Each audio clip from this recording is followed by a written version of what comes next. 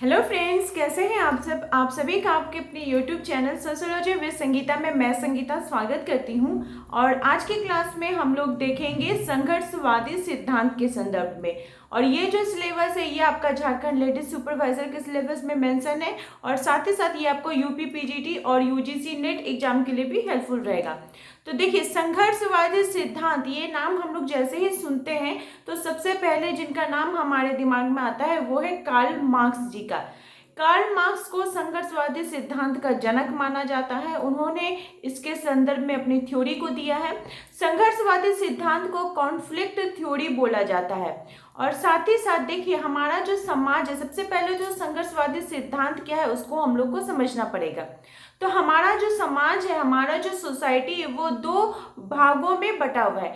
एक तो है संरचनात्मक, जो प्रकारवादी सिद्धांत को मानने वाले हैं वो, और दूसरा जो है संघर्षवादी सिद्धांत को मानने वाले हैं वे सिद्धांतकार। तो संरचनात्मक प्रकारवादी क्या मानते हैं कि समाज के अंतर्गत जो चीजें भी हैं और इस सोसाइटी की संरचना जिन भी वस्तुओं से या फिर जिन भी तत्वों से मिलकर बनी है वो सब क्या है, संरचनात्मक है। और प्रकारवाद का मतलब हो गया कि जो चीज भी हमको हेल्प कर रही है, जो चीज भी हमारे लिए उपयोगी है वो प्रकारवाद के अंतर्गत आएगा। तभी इस सोसाइटी की संकल्पना की जा सकती है या फिर तभी इस सोसाइटी की बनावट की जा सकती है। और जो संघर्षवादी सिद्धांतकार है वे यह मानते हैं कि समाज के अंतर्गत जो चीजें भी हो रही है, चाहे आप कोई भी व्यवस्था ही को क्यों ना ले ले, तो संघर्ष से विद्यमान है तभी वो व्यवस्था भी है। जब तक संघर्ष नहीं आएगा एक हमको नई सोच की संकल्पना नहीं कर सकते हैं। और एक और बात मैं आप लोग से बोलना चाहती हूँ कि मैं जो आप लोग को बोल रही हूँ यहाँ पे, जो हम लोग यहाँ पे क्लास कर रहे हैं उसको आप लोग नोट्स बनाइए, नोट्स बनाते चलिए। मैं नोट्स आप लोग को कैसे यहाँ से दे दूंगी, वीडियो का नोट्स कैसे मैं प्रोवाइड करूँ। मैं बोल रही हूँ उसको आप लोग नोट कीजिए, अपना नोट्स में अपने शब्दों में उसको और शॉर्ट में करके लिखिए। आप मेरे बातों को समझिए और समझने के बाद उसको और इजी वे में लिखिए। और देखिए, इससे तो शॉर्ट तरीका नहीं हो सकता है। आप अगर बुक को पढ़िएगा तो आपको बहुत सारे समाजशास्त्रियों के बुक्स पढ़ने होंगे। अगर आप थिंकर्स भी देखिएगा तो उनके लॉन्ग लॉन्ग थिंकर्स है। तो मेरी कोशिश एक तो है कि आपको शॉर्ट प्रोवाइड कर रही हूँ कि जैसे अगर आप डेहरनडॉर्फ का संघर्षवादी सिद्धांत देखेंगे तो उसमें आपको 1.5-2 पेज का आपको मिलेगा उनका थ्योरी। लेकिन अगर शॉर्ट फॉर्म उसका देखा जाए, मतलब उसका जो सारांश हम लोग बोलते हैं ना कि इसका सारांश क्या है बताइए, तो मैं वो तो सारांश ही आपको प्रस्तुत कर रही हूँ। तो उसको भी आप अपने शब्दों में लिखिए, इससे शॉर्ट और क्या हो सकता है। तो देखिए, संघर्षवादी सिद्धांत, तो संघर्षवादी सिद्धांत में बहुत सारे थिंकर आ जाएंगे, जैसे कॉलिन्स आ गए, कोजर आ गए, सीमेल आ गए, कार्ल मार्क्स आ गए, डेहरनडॉर्फ आ गए। तो ये सभी किसके अंतर्गत आएंगे, संघर्षवादी सिद्धांतकार के अंतर्गत। तो हमारा जो सिलेबस है उसमें हम लोग को डेहरनडॉर्फ के सिद्धांत को पढ़ना है, कोजर के सिद्धांत को पढ़ना है। और एक देखिए, कोजर वहां पे नहीं मेंशन है, वहां पे कोबर मेंशन है, लेकिन संघर्षवादी सिद्धांत में कोबर नहीं आते हैं, वो तो ज्योग्राफी के एक सिद्धांतकार है। तो क्यों उसमें गलत दे दिया गया है पता नहीं, मुझे तो लगता है कोजर होना चाहिए क्योंकि कोजर ने संघर्षवादी सिद्धांत दिया है और हम लोग का थ्योरी वहाँ पर सिलेबस में कोबर दे दिया है। और कोबर तो जो ज्योग्राफी के सिद्धांतकार है उन्होंने वो सिद्धांत को दिया है। और साथ ही साथ गुम्लोविच, तो गुम्लोविच की भी मैं थ्योरी को खोज रही हूँ, उनको भी देखने का कोशिश कर रही हूँ, लेकिन अभी तक मुझे मिला नहीं है। जैसे ही मिलता है उसकी थ्योरी बनती है तो मैं जरूर उसको लेकर आएंगे। और आज की क्लास में हम लोग क्या करेंगे, कोजर महोदय और डेहरनडॉर्फ जी की थ्योरी को देखेंगे। तो सबसे पहले जो हमारे सिद्धांतकार हैं जिनकी थ्योरी को हम लोग देखेंगे वो कौन हो जाएंगे, कोजर महोदय। इन्होंने संघर्षवादी अपने सिद्धांत को दिया था। अब यहाँ पे आते हैं कि कोजर महोदय ने जो अपने संघर्षवादी सिद्धांत को दिया है तो किस में दिया है, तो इनकी 2 पुस्तक थी, बुक्स के नेम आप लोग लिख लीजिए। इनकी 2 पुस्तक थी। पहला पुस्तक था the function of social conflict, the function of social conflict. देखिए, मैं बोर्ड पे आप लोग को लिख रही हूँ, बोल रही हूँ, आप लोग लेकिन नोट्स बनाइए, खुद से नोट्स बनाइए। सब चीज का पीडीएफ और सब चीज का नोट्स मिलना पॉसिबल नहीं है, खुद से भी कुछ मेहनत करना पड़ेगा। The function of social conflict. और नेक्स्ट इनकी जो बुक थी वो थी द पॉलिटिकल सोशियोलॉजी, या फिर पॉलिटिकल सोशियोलॉजी के नाम से भी इसे जाना जाता है। क्या था? Political sociology. ये किनकी बुक से? तो कोजर महोदय की बुक से। कोजर महोदय ने क्या बोला कि जो संघर्ष है, संघर्ष को समाज के लिए वे प्रकार्यवादी मानते हैं। क्या मानते हैं? संघर्ष को समाज के लिए प्रकार्यवादी मानते हैं। अगर आपसे क्वेश्चन पूछा जाए कि संघर्ष को समाज के लिए प्रकार्यात्मक या प्रकार्यवादी कौन माना है, तो वो हो जाएंगे कोजर महोदय। सीबेन महोदय भी नहीं माना था, लेकिन अगर आपको क्वेश्चन आता है कि संघर्ष को समाज के लिए प्रकार्यात्मक किसने माना है, तब आप कोजर को ही लगाइएगा, सीमेल को नहीं लगाइएगा, क्योंकि इन्होंने माना है। तो इनके अनुसार वे क्या बोलते हैं कि समाज के अंतर्गत जो विघटन और अलगाव होता है, क्या हो रहा है? समाज के अंतर्गत विघटन और अलगाव हो रहा है। इससे क्या होगा? समाज के अंतर्गत एकीकरण आएगा, इससे समाज में अनुकूलन होगा। ये किनका मानना था? तो कोजर महोदय का मानना था। वे क्या बोल रहे हैं कि सोसाइटी के अंतर्गत जो भी मान लीजिए विघटनकारी कोई भी घटनाएं घट रही हैं, जिससे समाज के अंतर्गत अलगाव उत्पन्न हो रहा है, तो ये जो संघर्ष हो रहा है इससे क्या होगा? समाज के अंतर्गत एकीकरण आएगी, अनुकूलन आएगा। अब आप बोलेगा ये कैसे संभव है कि अगर संघर्ष होगा तो उसमें एकीकरण आएगा? तो इसका ये बताते हैं, उदाहरण देते हैं कि मान लीजिए आप जिस सोसाइटी में रह रहे हैं, तो वहाँ पे होता है ना कि कभी कभी आस पड़ोस में एक दूसरे के साथ, पड़ोसी के साथ मन मुटाव हो जाता है, या फिर आप फैमिली में ही रहते हैं तो देखिएगा कि जब 2 या 3 जो फैमिली के मेंबर हैं उनके बीच मन मुटाव हो जाता है। तो एक मान लीजिए जैसे राम और श्याम, आप एग्जाम्पल के तौर पर ले सकते हैं। तो राम सोचता है कि श्याम मेरे बारे में ऐसा बोला, और श्याम सोचता है कि राम ने मेरे बारे में ऐसा बोला। तो ये दोनों आपस में मन मुटाव करके रखे हैं, उनके मन में अपनी एक कल्पनात्मक धारणा बनते जा रही है। हो सकता है कि मन में अगर ये एक दूसरे के प्रति जो गुस्से का भाव है बहुत दिन तक रहे, तो बहुत बड़ी एक कोई घटना घट सकती है। तो एक दिन क्या हुआ कि दोनों आपस में लड़ बैठे, इसने उसको बात सुना दिया राम ने श्याम को, श्याम ने राम को बात सुना दिया। तो जो उनके मन में भड़ास थी वो एक दूसरे के सामने निकल गई। अब क्या होगा कि इसका जो प्रतिफल निकलेगा, हो सकता है कि फिर वो बाद में एक हो जाए। वे जान जाएंगे कि हाँ इसने इतना कुछ वैसा नहीं बोला था, हल्का फुल्का ही ये बात बोला, और वो भी जान जाएंगे इसने ऐसा कुछ नहीं बोला। तो हो सकता है कि इन फ्यूचर में उन लोगों के बीच क्या हो जाए? अनुकूलन हो जाए, एकीकरण हमें देखने को मिले। इसलिए क्या बोल रहे हैं कोजर महोदय कि समाज के लिए संघर्ष भी क्या है?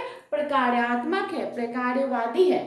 ठीक है, ये किसका मानना था? तो कोजर महोदय का मानना था।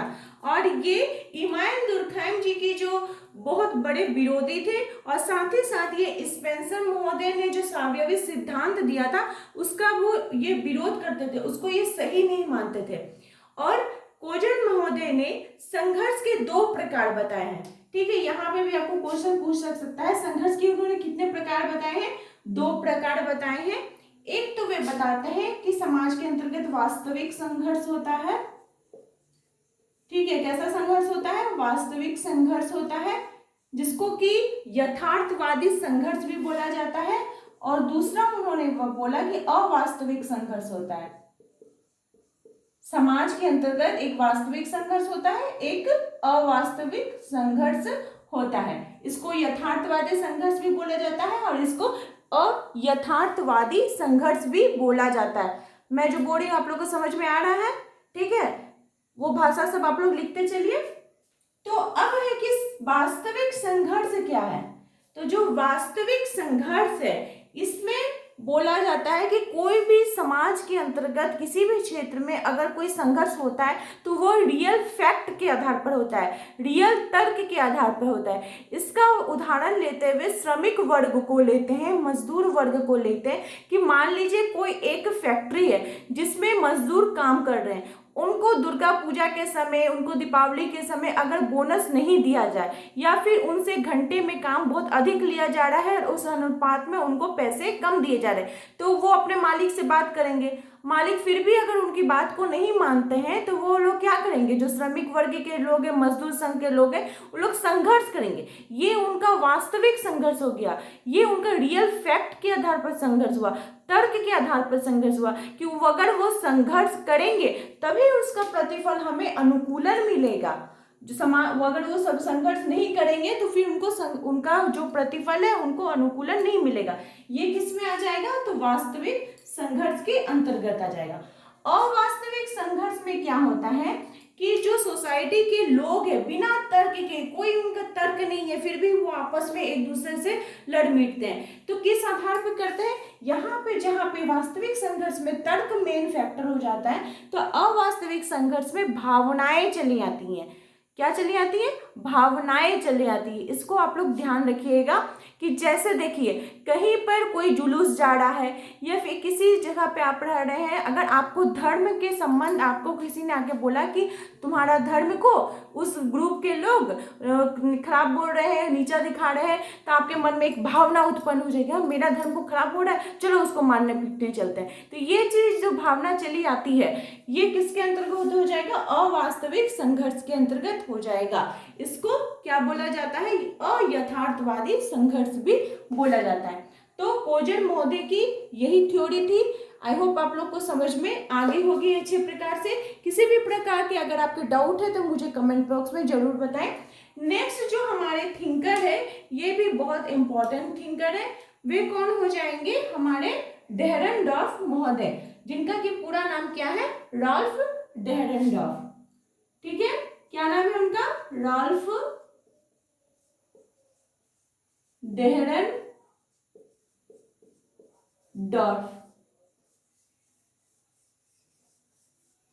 ठीक है, तो ये क्या मानते हैं, रॉल्फ डेहरनडॉर्फ ये बोलते हैं कि इनके, अब यहाँ पे सबसे पहले तो इनकी बुक्स का हम लोग को देख लेना होगा कि इन्होंने कौन सी बुक में अपनी थ्योरी को दी थी।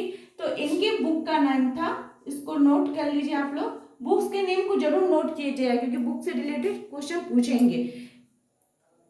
Cast, class and caste, class and class, class and class, conflict in an industrial society, इस पुस्तक में इन्होंने अपनी थ्योरी को दिया था। तो डेहरनडॉर्फ महोदय क्या बताते हैं कि शक्ति एवं जो सत्ता है वो संघर्ष के लिए उत्तरदायी है। मतलब किसको ये मेन फैक्टर मानते हैं, शक्ति को और सत्ता को, प्लस सत्ता को ये मेन फैक्टर मानते हैं कि ये दोनों ही फैक्टर है जो कि समाज के अंतर्गत संघर्ष लाता है। और इनका मानना था कि संघर्ष जो है ये सोसाइटी की एकदम अनिवार्य वस्तु है, ये ऐसा होना ही है। अब देखिए शक्ति और सत्ता का मतलब क्या हुआ, इसको हम लोग को समझना होगा। तो कॉलिंस महोदय है, इन्होंने भी संघर्षवादी सिद्धांत दिया था। तो इन्होंने शक्ति के जो स्रोत बताए हैं, अगर आपसे क्वेश्चन पूछिए कि शक्ति का स्रोत किनके द्वारा दिया गया है, तो कॉलिंस महोदय के द्वारा। इसको भी ऑब्जेक्टिव में लिख के रख लीजिए। कॉलिंस महोदय ने शक्ति के स्रोत के संदर्भ में बात की थी और उन्होंने शक्ति के 4 स्रोत बताए थे, भौतिक या तकनीकी शक्ति, आकर्षण शक्ति, संख्या शक्ति, संस्कृति एवं परंपरा शक्ति। भौतिक संस्कृति में जहां वे बताते हैं कि जिसके पास पावर ज्यादा रहेगा, ठीक है, उसको क्या करेंगे, लोग उसको पूजेंगे। आकर्षण शक्ति में वे बताते हैं कि जिसका व्यक्तित्व जितना उज्जवल होगा, जितना वो देखिएगा परिवार में एक दो जो व्यक्ति रहते हैं उनका चरित्र जो होता है वो बहुत ही कड़क होता है, तो जो उसको सभी ज़्यादा पूछता है। थोड़ा जो नॉर्मल टाइप का रहता है उसको कोई पूछता ही नहीं है। उसके बाद संस्कृति, जिस धर्म के लोग ज़्यादा होंगे उसका शक्ति ज़्यादा होगा। तो ये सब क्या था, इनके द्वारा वर्गीकरण का आधार था। जिनकी संख्या ज़्यादा होगी उनका क्या होगा, सोसाइटी के अंतर्गत ज़्यादा उनको पावर मिलेगा। तो इसी को रॉल्फ डेहरनडॉर्फ बताते हैं कि जिसकी शक्ति और जिसकी सत्ता पर अधिकार ज़्यादा होगा वो क्या करेंगे, संघर्ष के लिए वे ज्यादा उत्तरदायी हैं। ठीक है, और इन्होंने संघर्ष को सोसाइटी के लिए एक आवश्यक घटना माना है कि हाँ ऐसा होना ही चाहिए। तो इसके लिए वे समाज के दो चेहरे बताएं कि ये जो समाज है ये दो तरह का समाज है। पहला तो वे बताते हैं कि सर्वसम्मत समाज हमारी सोसाइटी में है, कि इसके अंतर्गत जो भी व्यक्ति है, जो भी हमारे सत्ता और सत्ता की पावर है, सभी लोग जिसको सर्वसम्मति से मानते हैं वो सर्वसम्मत के अंतर्गत आ जाएंगे। और दूसरा बताया कि संघर्ष, जहां पर संघर्ष है जिसको कोई नहीं मानने वाले, मान लीजिए जैसे फैक्ट्री का मैं उदाहरण दी कि फैक्ट्री में अगर मजदूर वर्ग से वैसा ही काम लिया जाए, मजदूर वर्ग उसके संदर्भ में कुछ भी ना बोले तो संघर्ष होगा, नहीं होगा।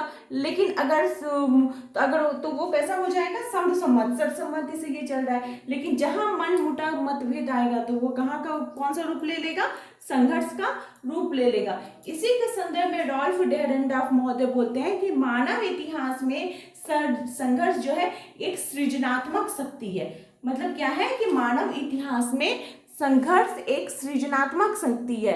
संघर्ष आएगा तभी इस मानव इतिहास का निर्माण हो सकता है, एक नए युग का निर्माण होगा, जिससे इसके लिए उन्होंने ये संघर्ष को क्या बताया है कि अच्छा है समाज, क्योंकि ये लोग तो सब क्या थे, संघर्षवादी सिद्धांत के पक्षधर थे, इसलिए ये लोग क्या बोलते हैं, संघर्ष को अच्छा मानते हैं। ठीक है, ये था रॉल्फ डेरेनडॉर्फ जी की थ्योरी। तो आई होप आपको इन दोनों की थ्योरी बहुत ही अच्छे प्रकार से समझ में आ गई होगी। इनसे रिलेटेड हम लोग एमसीक्यू भी जल्द ही करेंगे। मेरे चैनल के साथ बने रहिए, और अगर आपको यह वीडियो पसंद आए तो जरूर इसे अपने दोस्तों को भी शेयर कीजिए, और मेरे चैनल पर नए हो तो सब्सक्राइब करना ना भूलिए। मेरे चैनल के साथ बने रहने के लिए आप सभी का थैंक यू।